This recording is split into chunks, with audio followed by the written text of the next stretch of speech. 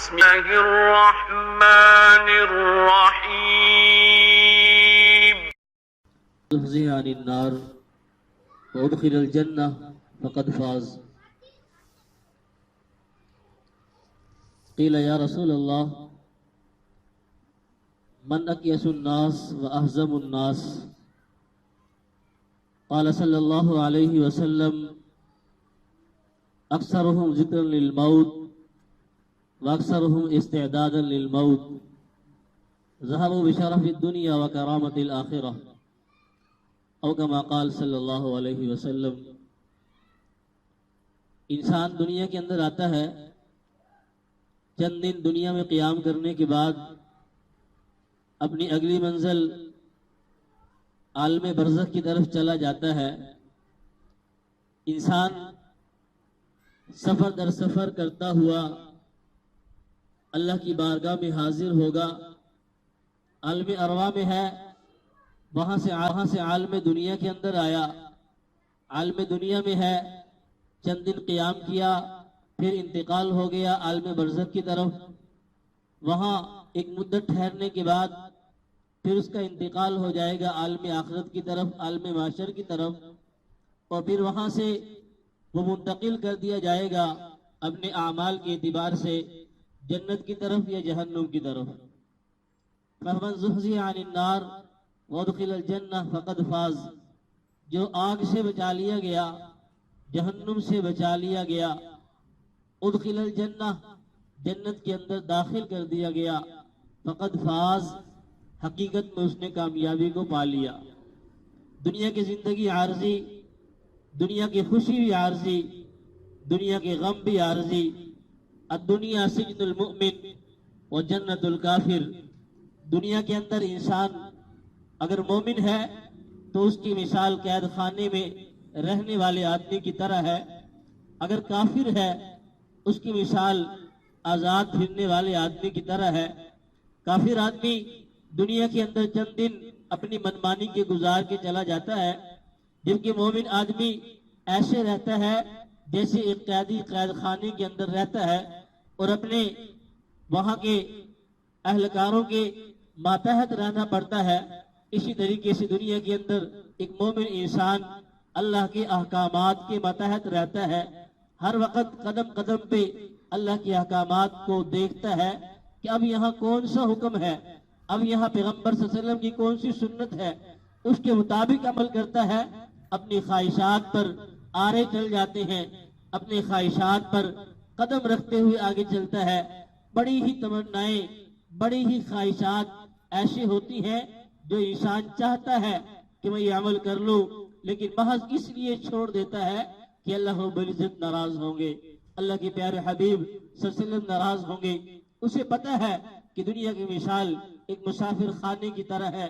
جیسے مسافر آدمی مسافر خانے میں چند دن قیام کرتا ہے، چند گھنٹے قیام کرتا ہے، چند منٹ قیام کرتا ہے، بالآخر وہاں سے کوچ کر کے اپنی منزل کی طرف رواں دواں ہو جاتا ہے.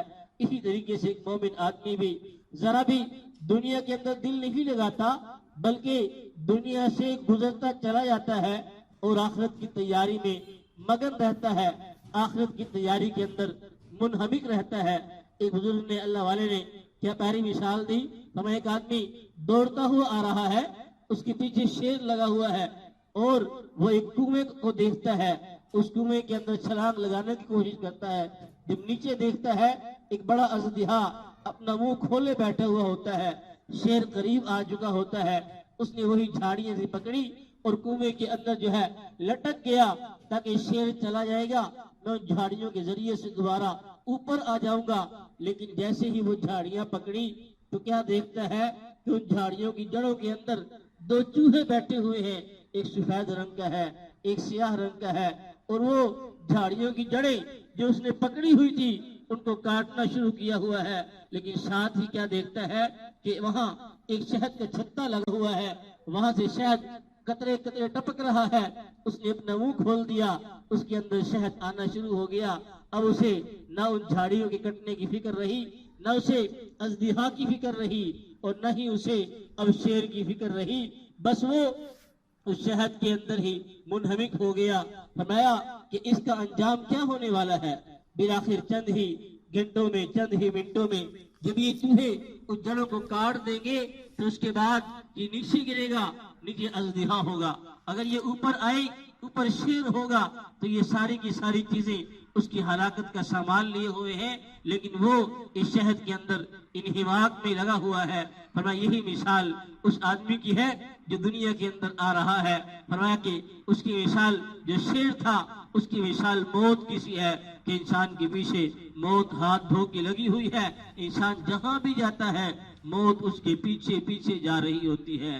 میں جو چوہے تھے وہ انسان کے دن اور رات تھے کہ دن رات وہ ختم ہوتے چلے جا رہے ہیں، اور جو مہلت انسان سانسوں کی صورت میں لے کے آ رہا ہے وہ سانس ختم ہوتے چلے جا رہے ہیں. اور نیچے جو اژدہا تھا وہ قبر کا عذاب اور آخرت کا عذاب اسے ڈرائے جا رہا تھا، اور جو اس کے قطرے قطرے شہد اس کے منہ میں آ رہا تھا وہ دنیا کی لذتیں ہیں. دنیا کے اندر جو ہے وہ لذتیں جس سے انسان فائدہ اٹھا رہا ہے وہ چیزیں ہیں، لیکن وہ چیزیں ختم ہو جانے والی ہیں. بالآخر انسان نے موت کا ذائقہ ضرور چکھنا ہے. کل نفس ذائقۃ الموت، ہر انسان نے، ہر ذی روح نے موت کا ذائقہ چکھنا ہے. کل من علیہا فان ویبقى وجہ ربک ذو الجلال والاکرام. ہر ایک چیز کو فنائیت ہو جائے گی، ایک اللہ باقی رہنے والے ہیں، ایک اللہ کی ذات باقی رہنے والی ہے. کامیاب ترین انسان وہی ہے جو دنیا کے اندر رہتے ہوئے آخرت کی تیاری کے اندر لگ جائے. شیخ اکرام نے پوچھا من اکیس الناس فاحزم الناس، سب سے ذہین ترین آدمی کون ہے، عقل مند آدمی کون ہے؟ ہم اکثرہم ذکر للموت، جو زیادہ سے زیادہ موت کا تذکرہ کرنے والا ہو. واکثرہم استعدادا للموت، اور جو زیادہ سے زیادہ موت کی تیاری کرنے والا ہو. اولئکا، یہی لوگ ہیں ذہبوا بشرف الدنیا وکرامت الآخرہ، دنیا کی شرافت بھی سمیٹتے چلے جا رہے ہیں اور آخرت کی عزتیں اور آخرت کا راحت و آرام بھی سمیٹتے چلے جا رہی ہیں. دنیا کے اندر جو اللہ کو راضی کر کے چلا گیا، مشقتیں تو عارضی ہیں اور خوشیاں بھی عارضی ہیں. وہ ایک بادشاہ کا وزیر تھا، اس نے اپنے بادشاہ نے وزیر سے کہا میری انگوٹھی پہ کوئی ایسی بات لکھ کے دو جو ہر وقت کارآمد رہے. اس نے لکھ کے دیا کہ یہ وقت بھی گزر جائے گا. بادشاہ جیسے اس انگوٹھی کو دیکھتا، خوشی ہوتی تو غم میں آ جاتا، غم ہوتا تو خوشی میں آ جاتا. ہاں یہ غم ہے، یہ بھی گزر جائے گا. خوشی ہوتی تو پھر غم میں آ جاتا، ہاں یہ خوشی عارضی، یہ بھی گزر جائے گی. بالآخر ساری کی ساری چیزیں گزر جانی ہے، اور انسان کا مال بھی یہی رہے گا، انسان کی دولت بھی یہی رہے گی. ہمارے روایات میں آتا ہے جب انسان کا انتقال ہو جاتا ہے وہ کئی حصوں میں تقسیم ہو جاتا ہے. اس کا مال ورثاء کے حصے میں آ جاتا ہے، اس کا بدن جو گوشت پوش ہے وہ کیڑوں مکوڑوں کے حصوں میں آ جاتا ہے، اس کی ہڈیاں ہیں وہ مٹی کے حصے میں آ جاتی ہیں، مٹی اس کی ہڈیوں تک نہیں چھوڑتی، اور اس کی جو روح ہے وہ فرشتوں کے حصے میں آ جاتی ہے، فرشتے روح کو لے کر چلے جاتے ہیں. انسان کے پاس اعمال ہوتے ہیں، اگر خدا نخواستہ برے اعمال ہوئے تو پھر انسان جو ہے انتہائی کرب اور مصیبت میں ہوگا. لیکن اگر انسان کے اچھے اعمال ہوئے تو قبر بھی اچھی ہو جائے گی، آخرت بھی اچھی ہو جائے گی، اور پھر ہمیشہ کے لیے اللہ کی رضا والا مقام جنت سے نصیب ہو جائے گا.